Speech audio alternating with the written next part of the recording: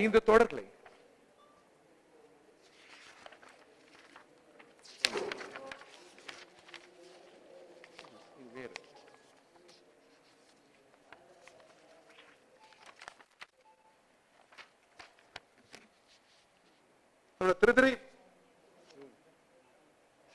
திருத்துறைப்பூண்டி சட்டமன்ற தொகுதி வேட்பாளராக தோழர் கா மாரிமுத்து அவர்களை இந்திய கம்யூனிஸ்ட் கட்சி ஒருமனதாக தேர்வு செய்திருக்கிறது.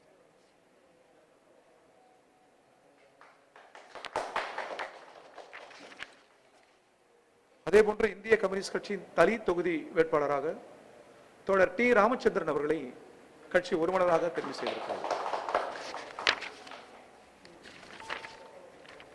அதேபோன்று பவானிசாகர் சட்டமன்ற தொகுதி வேட்பாளராக தோழர் பி எல் சுந்தரம் அவர்களை கட்சி ஒருமனதாக தெரிவு செய்திருக்கிறது.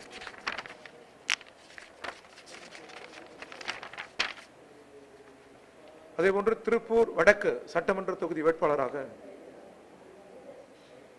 தோழர் ரவி அவர்களை இந்திய கம்யூனிஸ்ட் கட்சி ஒருமனதாக தெரிவு செய்திருக்கிறது.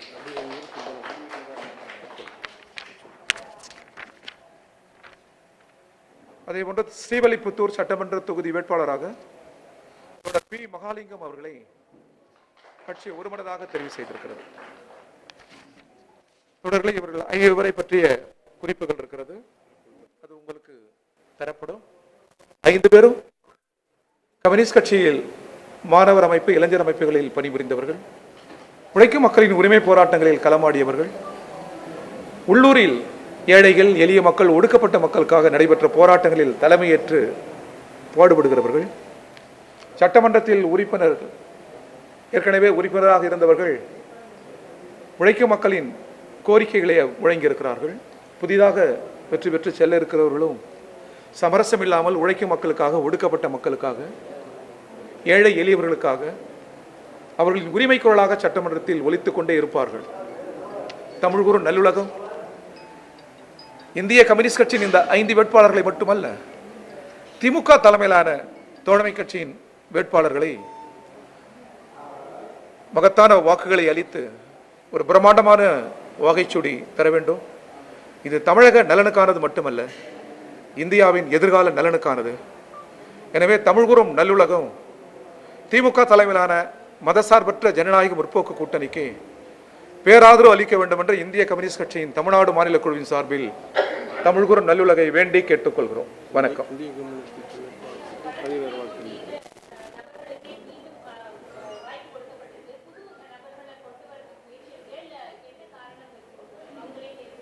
இப்போ புதிதாக ஸ்ரீவல்லிபுத்தூரில் ஒரு தோழருக்கு வாய்ப்பளிக்கப்பட்டிருக்கிறது. மாரிமுத்து ஒரு முறை தான், 2 முறை தமிழக மக்களால் தமிழ்குரு நல்லுலகால் அங்கீகரிக்கப்பட்டவர் மாரிமுத்து. அதே போன்று தோழர் ராமச்சந்திரன், அங்கு தமிழ்நாட்டில் இல்லாத ஒரு சூழல் அங்கே நிலவுகிறது. இந்தியாவில், தமிழ்நாட்டில் பல மொழி பேசுகிற மக்கள் நிறைந்த பகுதி அது. இந்தியாவின் ஒற்றுமையை நீங்கள் அங்கே காணலாம். 6-7 மொழி பேசுகிற மக்களும் அங்கீகரிக்கிற ஒரு தோழராக அவர் இருக்கிறார். பல 100